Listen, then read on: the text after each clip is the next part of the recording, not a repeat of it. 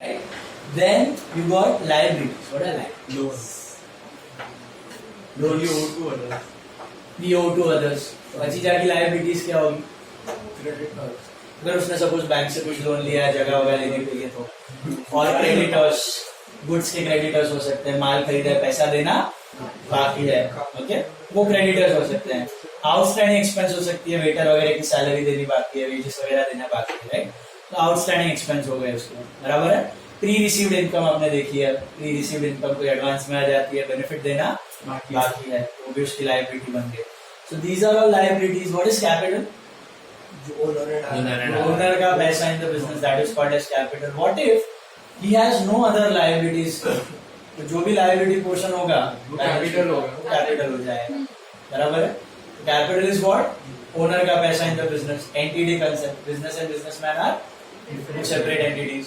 तो बिजनेस अलग है, बिजनेसमैन अलग है, हमें किसके पॉइंट ऑफ व्यू से सोचना है? बिजनेस के। ओनर ने बिजनेस में पैसा डाला है तो बिजनेस के लिए वो लायबिलिटी उसको वापस देना, लेकिन वो इंटरनल लायबिलिटी। तो क्या है? Internal liability. और लोन और क्रेडिट और ये एक्सटर्नल लायबिलिटी हो गई आपकी, बराबर है। तो इन जनरल जब हम बात करते हैं ना लायबिलिटी कि लायबिलिटी इतनी है, इसकी लायबिलिटी इतनी है, तो इन जनरल लायबिलिटी का मतलब होता है external liability. In general, when you talk about liabilities, it means it is external liability. ठीक है?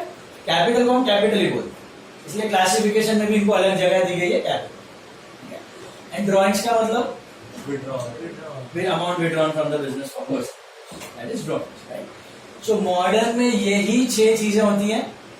कोई भी बिजनेस, ये तो मैंने अच्छी जगह एग्जांपल लिया। अब ये क्लासेस का बिजनेस ले लो, या फिर कोई ट्रेडर का बिजनेस ले लो, कोई जनरल स्टोर का बिजनेस ले लो, कोई कंपनी का बिजनेस ले लो, कोई सर्विस सेक्टर का बिजनेस ले लो, कोई एनपीओ ले लो, कोई भी बिजनेस में यही 4 आइटम में आप सभी चीजों को डिवाइड कर सकते हैं। Is this clear? Expense every year जो आप पे करते हो टू मेक प्रॉफिट्स, इनकम जो आप हर साल अर्न करते हो, assets which are expenses with the life is more than a year, long term के एक्सपेंसेस हैं, बैलेंस शीट में दिखते हैं, okay. And liabilities. Liabilities are the things which you owe to either owner or outside. Is this clear? Capital owner का पैसा, drawings इसमें निकालना। अब ये हो गया आपका मॉडर्न क्लास, ये है आपका ट्रेडिशनल क्लास, ठीक है? इसमें और इसमें लिंक है, ये जो जितने एसेट होते हैं ना, ऑलमोस्ट सबके सब एसेट किधर चले जाते हैं? Real category. खाली एक दो को छोड़े। Which are the assets which do not fall under real? Bank, debtors, और भी आते हैं आपको मालूम है? प्रीपेड एक्सपेंस, इनकम रिसीवेबल, ये रिप्रेजेंटेटिव पर्सनल कैटेगरी में याद है? So prepaid expense, income receivable, bank, debtors, they fall under representative personal. वो भी रियल कैटेगरी में नहीं है, इसमें जाते हैं पर्सनल। आगे तो almost 90% of the assets fall under real, and almost all expenses and incomes they fall under nominal. And बचा क्या? ये थी, ये चला जाता है आपका personal. So all liabilities are personal. All liabilities are including capital. Capital is also an internal liability. Personal. Owner को पैसा देना, इन ड्रॉइंग्स ओनर ने लिया, ओनर से लेना।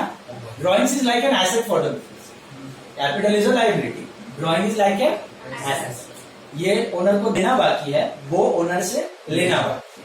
खाली एसेट में ना दिखा के हम उसको कैपिटल में से माइनस करते, ओनर का ही पैसा, ओनर को ही देना है, ओनर से ही लेना है, माइनस करके नेट कैपिटल। समझ आए?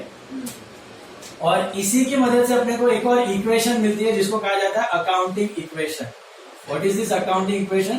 Assets are always equal to liability plus balance sheet. Always your total assets are equal to total. Why they are equal? Because we follow double entries, always and always your total assets are always equal to total liability. Assets are equal to liability plus capital. ये कभी violet होने वाली, इसके बाद हम लोग problem भी करेंगे अकाउंटिंग इक्वेशन पे, जो और क्लियर हो जाएगी। अभी ले लो आपका पहला शीट क्लासिफिकेशन वाला, आपको एक पेंसिल लेनी है हाथ में और खाली इनिशियल्स मार्क करने हैं. ट्रेडिशनल में क्या होगा और मॉडर्न में क्या होगा, ठीक है. जो भी आइटम है उसके बारे में see the first one I do it for you. क्या दिया?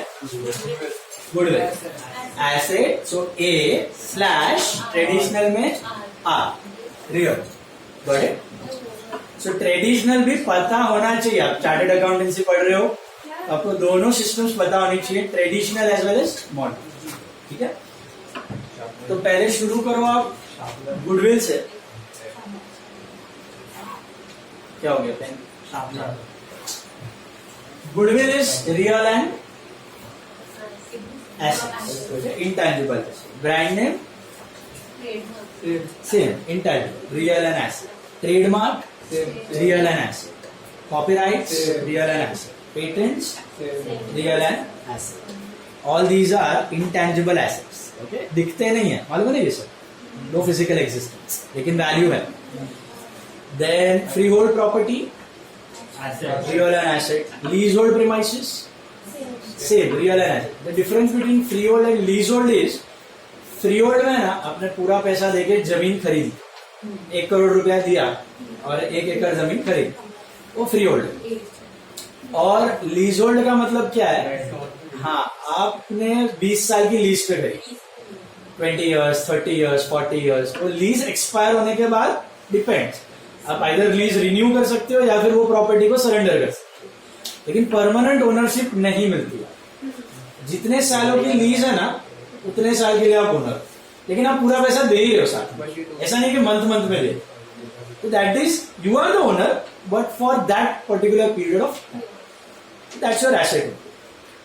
Land and building real and asset. Plant and machine real and asset. Furniture and fixtures real and asset. Fittings real and asset. Vehicles real and asset. Tools real and asset. Loose tools, sometimes some businesses treat them as expenses. Okay? लेकिन अगर कुछ specify नहीं दिया है तो मतलब loose tools भी किसमें डाल देने का? एसेट्स. वो लंबा चलेगा, 1 साल से ज्यादा. Equipments real and asset. Computers real and asset. Typewriters real and asset. Investments real and asset. Investments का मतलब आपने, अगर आपके पास कैश पड़ा हुआ है स्पेयर, आप उसको इन्वेस्ट कर दें. तो शेयर्स, बॉन्ड्स, डिवेंचर्स, सिक्योरिटीज, उसमें आप इन्वेस्ट करें. So investments are real and asset. Shares example of investments, real and asset. तो नाना पण हो सकते हैं अगर शॉर्ट टर्म वाला. हाँ, तो वो करंट एसेट हो गया. अच्छा, good question. You have learned about current assets and fixed assets, right? What are current assets? They are assets or they are expense. Assets. But their life is 1 year or less. What are fixed assets? So is current asset and expense one and the same? No. So for example, stock is a type of cash, is a type of current asset. Bank is a type of current asset. Debtors are a type of current asset. Why so? Because they will change their form within a year. Within 2-3 months they will change the form, right? But that doesn't mean that they are expense. Expense मतलब जो हो चुका है. जैसे कि आपने साल में 10 लाख का माल खरीदा, ठीक है, 10 में से 2 लाख का बच गया, तो 10 लाख जो आपने परचेज किया ना, वो पूरा परचेज ये साल का एक्सपेंस नहीं है. 8 लाख आपका परचेज एक्सपेंस. कितना? 8 लाख. और जो 2 लाख बच गया है वो एसेट, प्रीपेड, वो नेक्स्ट ईयर का. तो इनकम हो चुका है, यूज हो चुका है, वो एक्सपेंस. यूज होने के बाद भी जो बच गया है वो एसेट. यूज होने के बाद जो बच गया है वो एसेट. अब वो एसेट या तो 1 साल चलेगा या 1 साल से ज्यादा चलेगा. अगर 1 साल चला वो करंट एसेट, 1 साल से ज्यादा चला वो फिक्स्ड एसेट. बात समझ आई?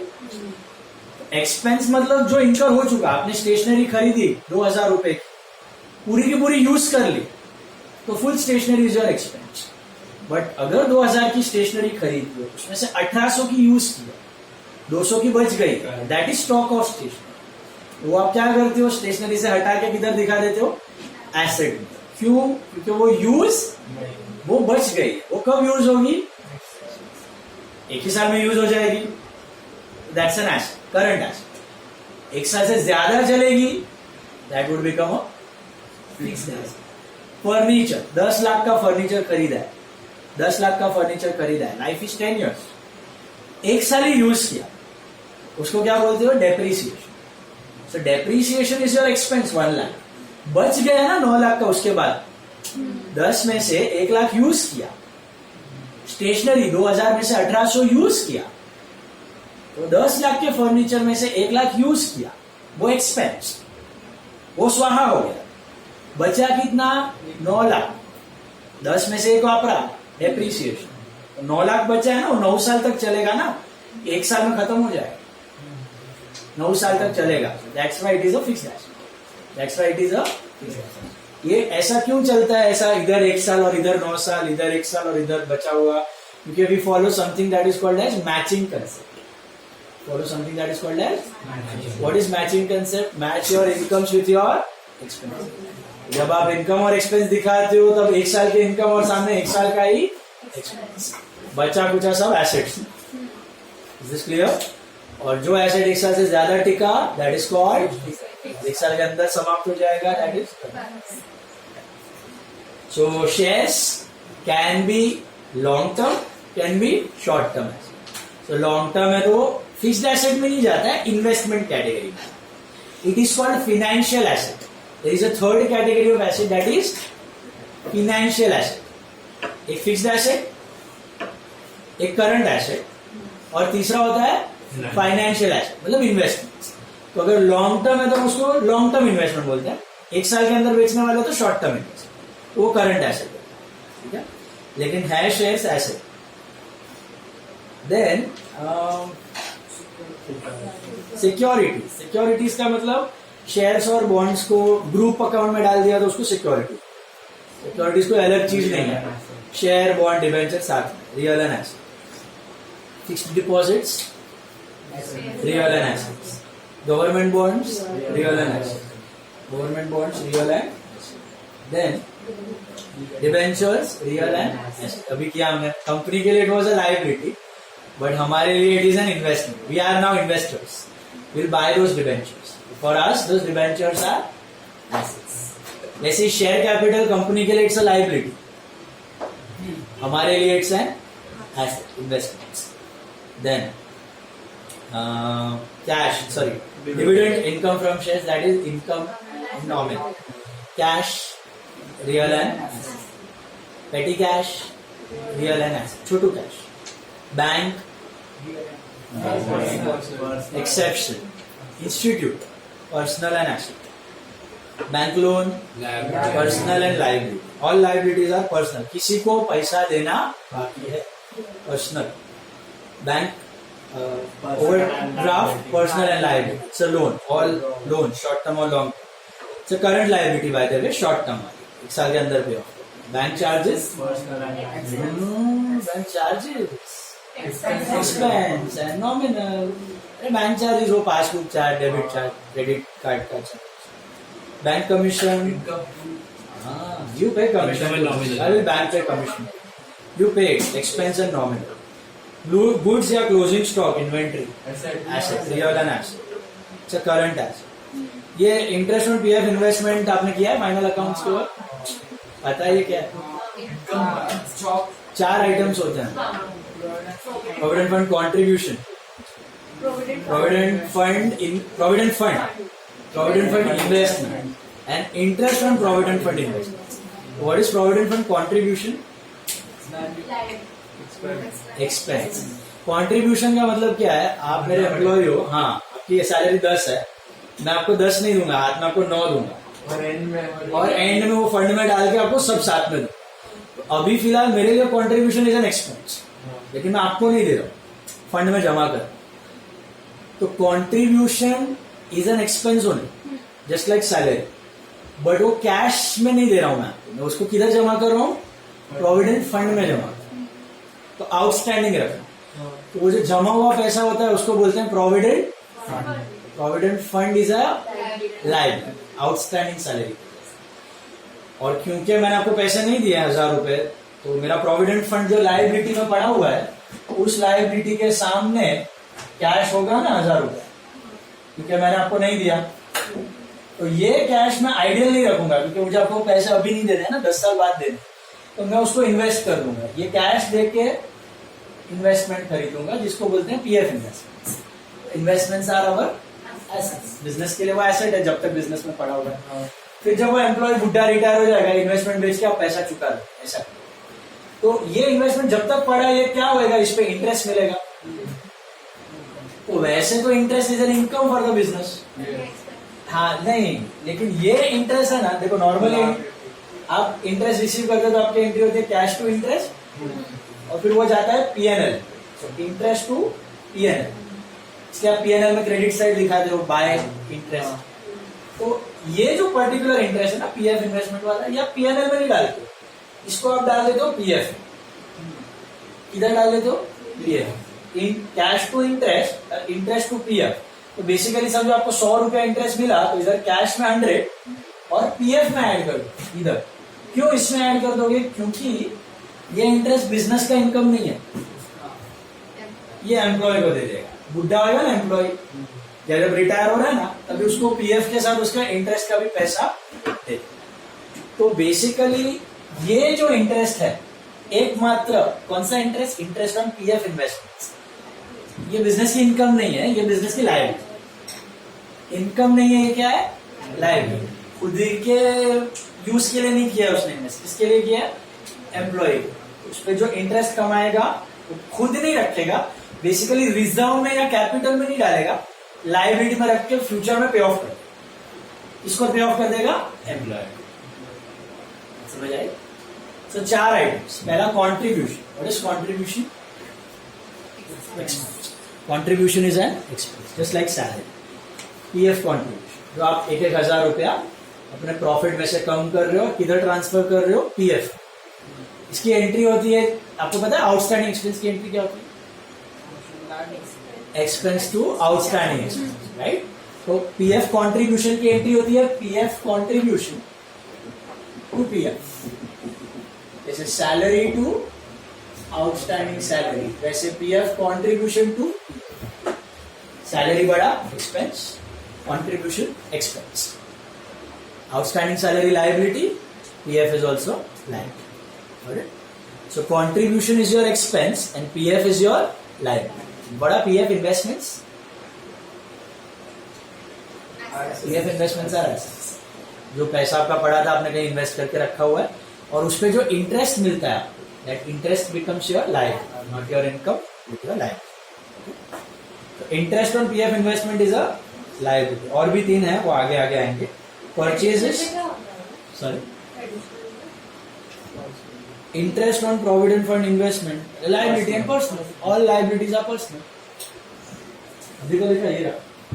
All liabilities are personal. All liabilities are personal.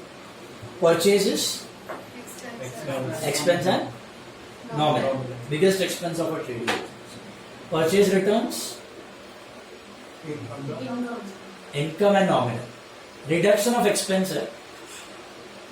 Why reduction of expense you got it? Purchase में से returns कम होता है, तो sort of income. Sales is income and nominal. Sales returns expense, opposite of sales.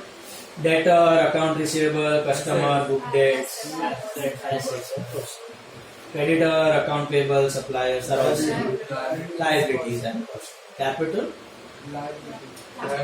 capital modern में it is capital. ये रहा, 2 नाम दिया है, कैपिटल एंड ड्रॉइंग्स। ऊपर हेडिंग में भी देखो आपको दिया हुआ, asset, liability, income, expense, capital and drawings. तो मॉडर्न में इट्स कैपिटल, ट्रेडिशनल में it's personal, CP. Drawings are again drawings and personal. Modern में they are drawings only, right? And traditional में इट इज पर्सनल, ओनर को represent. The Indian railways, traditional में तो personal institute है, modern में asset और liability दोनों हो सकते हैं, depending on your dealing. If we are dealing with Indian Railways, we are selling something to Indian Railways, उससे पैसा अगर लेना बाकी तो बन जाएगा अपना डेटर, और अगर उससे कुछ खरीद रहे हो उसको पैसा देना बाकी है तो वो बन जाएगा हमारा क्रेडिट। तो कभी भी इंडिविजुअल नाम दियो ना, Ajay, Vijay, Sanjay, Rahul, Ram, Akshay. So in that situation, you cannot determine whether they are your asset or your liability. They must specify whether he is your debtor or your creditor. So here all the names are given. Have they specified who is your debtor, who is your creditor? So whenever you come across any name of any business or any person, उसके लिए क्या लिखने का? P for personal /A/L. It can be an asset, it can be a liability. Got it? Sir तो वो जो debentures है, they can also be a liability, ना? Here we are dealing with a sole proprietary business. Sole proprietor, 11th standard. Sole proprietary trading business. Jethalal Gada. Single person owner and manager. Okay? And trading business कर. उसके point of view से सोचना. ठीक है? तो debenture is a liability but for a company. हमारे लिए ऐसे हम लोग सोल प्रोप्राइटर का सीख रहे हैं. ठीक है? Then Indian Railways global tutorials again personal and asset / liability. Air India same, sub RBI, Indian Bank, Infosys Technologies, Pooja, Reebok, Indian Gymkhana, NM College, SIS, Mehta Medical Stores. यहाँ तक सब they are institutes or individuals with whom you can deal, right? So they can be what? Personal and can be asset or liabilities depending on the situation. समझ रहा है? Wages? Income expense. You are not labor. Sir, labor. Sorry. Yeah, हमारे लिए labor, हमारे लिए wages would be expense always. Why? Because we are business. Business will not receive wages. Business will pay wages. Yes. पे sole proprietor Jethalal गड़ा बन जाओ सब लोग. तो वेजेस पे करना है अपने को. Expense and nominal. सैलरी भी expense and nominal. Carriage inward, carriage outward, expense and nominal ये सीखा है ना. Final accounts inward outward. Freight on purchase, freight on sales, expense and nominal both are expense. Coal and coke, fuel charges, water power fuel, oil gas, heating lighting, motive power, royalty. Royalty क्या होता है? Brand name.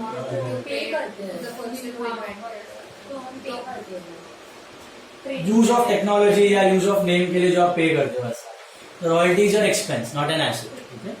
हाँ, या either expense और an input. So expense and nominal. जहाँ normally कुछ नहीं दिया तो अज्यूम करना है एक्सपेंस है royalty. Import duty, export duty, forwarding charges, clearing charges. You know what are forwarding, what are clearing? Move करना और फॉरवर्डिंग.